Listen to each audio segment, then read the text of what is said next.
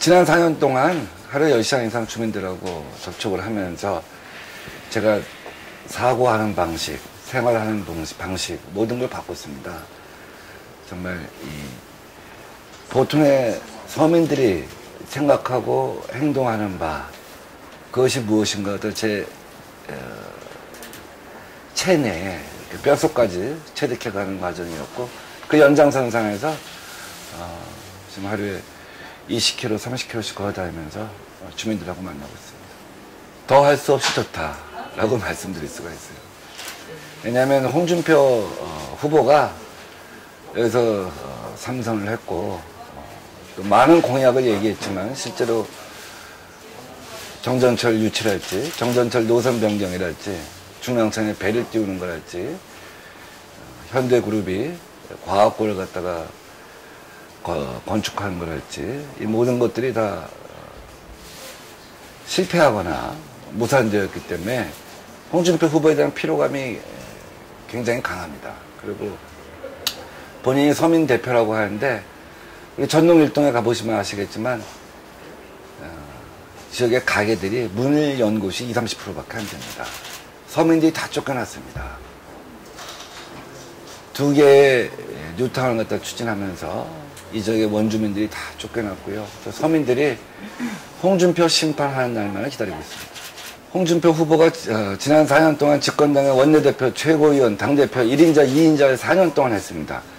MB정부 실정에 대해서 홍준표 대표가 자유로울 수가 없죠. MB정부 4년 실정은 곧 이명박, 홍준표 공동 책임이다 하는 인식이 강합니다. 우선 공약 이전에 제일 중요한 거는 섬김의 리더십이라고 생각해요. 섬김의 정치. 제 박현재, 어저께까지는 정치는 좋은 사람이 해야 합니다 하는 것이 이제 우리의 캐치프레이즈였습니다.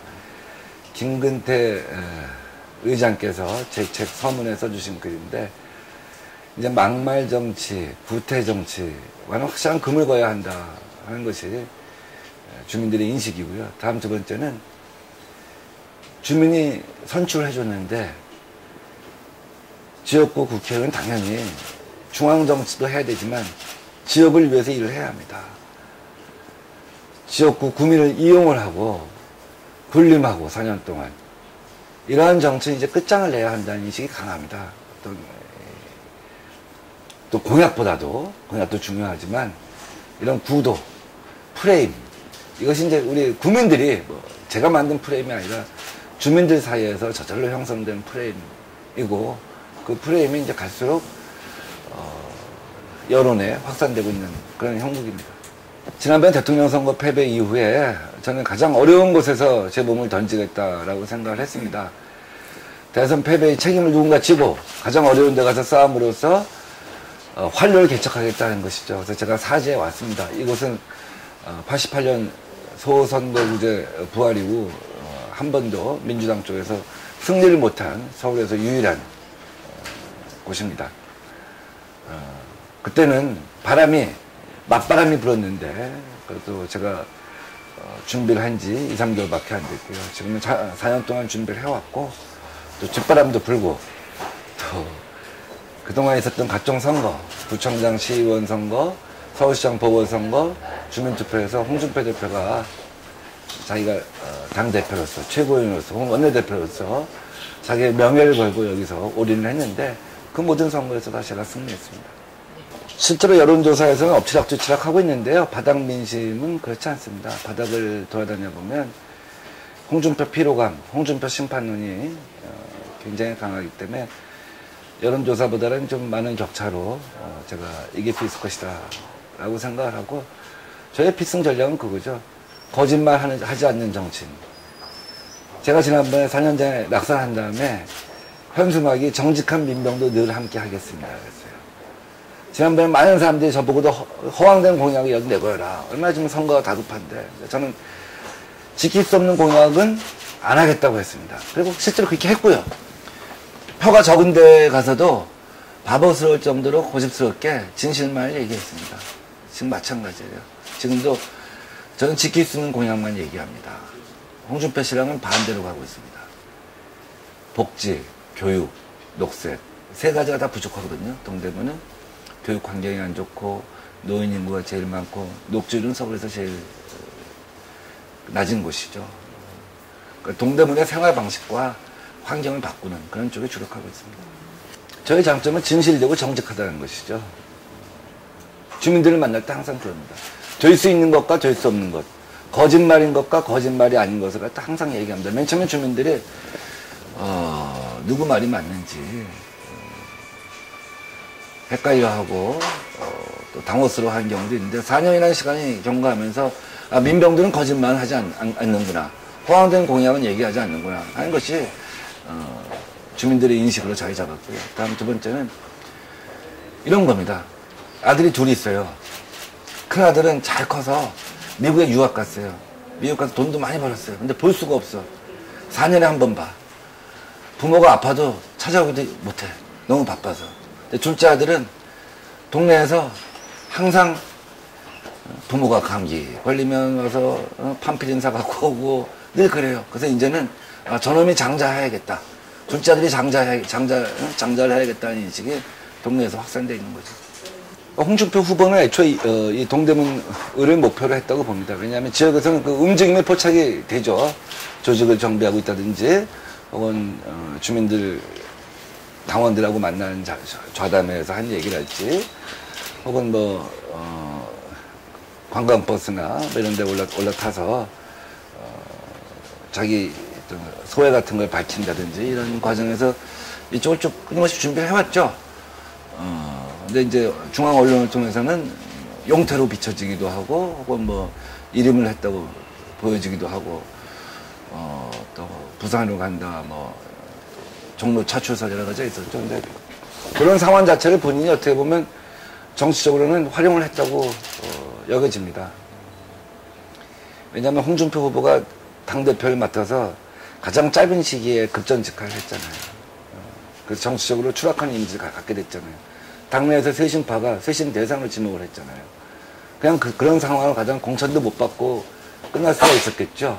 그래서 그런 과정에서 마치 당이 어려운 것에 가서 싸움을 할 의사가 있느냐, 당의 어떤 구원투수처럼 비춰지려고 하는 그런 과정을 거쳐서 정치적 세탁을 했다 이렇게 보여지는 것이죠. 근데 실제로 부산 출마설 같은 경우는 가능하지도 않고 가능할 수도 없다고 생각해요. 저는 언론이 조금만 더 세심하게 들여다봤으면 그런 기사를 아마 안 썼을 겁니다. 왜냐하면 부산은 박근혜 대 노무현 구도가 세워져 있는 곳인데 홍준표 후보는 노무현 대통령 살아계실 때나 돌아가신 이후에나 가장 노무현 대통령을 갖다가 공격을 하고 모욕을 준 분이에요. 아방봉 발언이랄지. 그렇다고 한다면 부산에서 선거 구도가 노무현 대 반노무현이 되는데 그거는 민주통합당 입장에서는 웰컴이죠. 그러나 새누리당 입장에서는 부산 선거권 자체를 갖다 망가뜨리는 거고 또 홍준표 후보는 거기 가면 가장 처참한 결과를 최후로 맞게 되겠죠. 그래서 아마 애초부터 부산 출마설 자체는 진심이 담겨 있는 것은 아니었다고 봅니다. 그것은 당연히 이제 건강해지는 과정이죠. 우리가 그 전에 한미 FTA랄지 제주 해군기지 같은 거에 대해서 열린우리당 시절에 당은 민심을 듣는 통로잖아요. 당이 정말 건강해지고 당이 아주 강해져야 합니다. 우리나라가 정치가 발전이 되려면 당이 그 훌륭한 인적 자원을 항상 갖고 있어야 되고 인적 자원을 다시 또 끊임없이 육성을 해야 돼요. 더 양성을 해야죠. 고급 인력으로. 우리가 보편적 복지국가를 만든다고 하는데 30년 걸리는 과정이란 말이에요. 전략이고 과학이 필요하단 말이죠. 그럴 수 있는 정치인들을 갖다가 우리가 만들어 나가야 하는 겁니다. 그런 정치인들이 모여있으면 정당이 건강해지죠. 많은 의견을 수렴하고 당이 우위에 서서 청와대나 정부를 갖다가 이끌어갈 수가 있죠. 그래서 지금은 민주당이 그런 얘기를 하는 것은 말바꾸기가 아니라 정당으로서 자기 건강성을 찾아가는 과정이라고 생각을 합니다. 한나라당도 새누리당도 이렇게 빨리 어떤 국민들로부터 무너지고 외면당하고 MB정부도 이렇게까지 공고한 상황에 처해진 것은 정당이 건강성을 갖지 못하고 청와대에 끌려다녔기 때문이죠.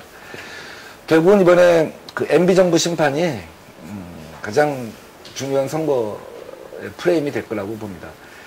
여론조사상에서는 이런저런 정당 지지도의 업앤다운 같은 것이 있지만 실제로 야권 단일 후보를 찍을래, 여당 후보를 찍을래, MB정부를 심판할래, 미래 권력을 선택할래 하고 물어보면 야권 단일 후보를 찍겠다. MB정부를 심판하겠다가 훨씬 우위에 있지 않습니까? 그것이 바닥에 흐르는 이번 선거의 민심이고 정서라고 보는 거죠. 선거는 결국 어떠한 사람들이 투표장에 나가냐 하는 문제인데, 미래 권력에 투표하겠다 라고 하는 사람들은 지금 투표장에 꼭 나가야 할 동인이 심판하겠다고 하는 사람보단 작죠. 왜? 박근혜는 패자 부활전이 가능하기 때문에. 이번 총선에서 지더라도 대선대로 평가할 수가 있기 때문에 실제로 이번 총선에 임하는 국민들의 생각은 MB정부 심판이라고 보는 거죠. 선거는, 큰 선거를 하다 보면 몇 번의 위기가 옵니다. 그 위기 관리를 누가 잘 하느냐 하는 것이 굉장히 중요하죠. 이제 민주당에는 위기의 요소가 없습니다. 야당에 무슨 새로 상처받을 일이 없는 거죠. 집권당은 이제 새로 계속 여러 가지 비리랄지 불투명했던 관행들이랄지 이런 것들이 이제 하나씩 드러나잖아요. 그래서 지금 민주당은 이제 점수를 갖다 쌓아가는 과정만 남아있다고 보고요. 아마 거의 과반에 접근하는 그런 결과를 갖다 얻을 수 있을 것이다. 그 근거는 바닥에는 꿈틀거리는 민심이 있다는 것이죠. MB정부를 심판하고자 하는. 선거를 치르다 보면 착시 현상이 항상 있습니다. 2004년 탄핵 총선 때는 여론조사상으로는 열린우당이 220석, 230석이 가능하다고 했어요. 근데 실제로 바닥에 흐르는 민심을 보면 보수 세력의 경계가 만만치 않았습니다. 대통령 권력도 잃고 국회 권력까지 잃으면 우리는 어떻게 되는가 하는 불안감 같은 것이 사실 내부에 팽배해 있었거든요. 지금 여론조사상으로는 팽배하지만 실제로 바닥에 흐르는 민심은 MB정부 심판이기 때문에 결과를 갖다가 나중에 뚜껑을 열어보면 현재보다는 더 큰 차이가 날 것이다 이렇게 보는 거죠. 대체로 총선이 승리하면 정권 교체로 갈 수가 있다고 봅니다. 그건 하나의 열망을 쌓아가는 과정이거든요. 현재의 열망이 확인되고 대중 속에서 공유되고 폭발하는 과정이기 때문에 그 과정을 한번 안고 가면 대선으로 이어질 수가 있다고 봅니다. 그건 이제 안철수 교수 같은 경우는 지금 총선 국면에서 사라져 있기 때문에 지지율이 좀 빠지고, 박근혜 비대위원장 같은 경우는 총선 국면에서 중심이 되어 있기 때문에 조금 포인트를 쌓아가는 측면이 있죠. 근데 결국은 총선 결과가 맞아줄 거라고 생각합니다. 민주당이 다수당이 되면, 민주당이 자력으로 다수당이 되면 문재인 후보의 상승세가 뚜렷해질 거고요. 민주당이 안철수 교수나 이런 사람들의 지원을 받아서 지난번 서울시장 선거처럼 다수당이 될 경우는 안철수 교수의 위상이 강화되겠죠. 마찬가지로 박근혜 비대위원장이 총선을 지휘해서 소수당이 된다고 한다면 박근혜 후보로 계속 간다고 할지라도 상당한 한계에 부딪힐 수밖에 없을 것으로 봅니다. 승리하고 싶습니다. 승리에 목말라 하고 있습니다. 제가 이긴 것은 제 개인의 승리이고 제 개인의 영광이 아니라 민주개혁 세력이 나한테 부과한 의무이고 동대문 주민들이 나한테 부여한 사명이라고 생각합니다. 반드시 승리합니다.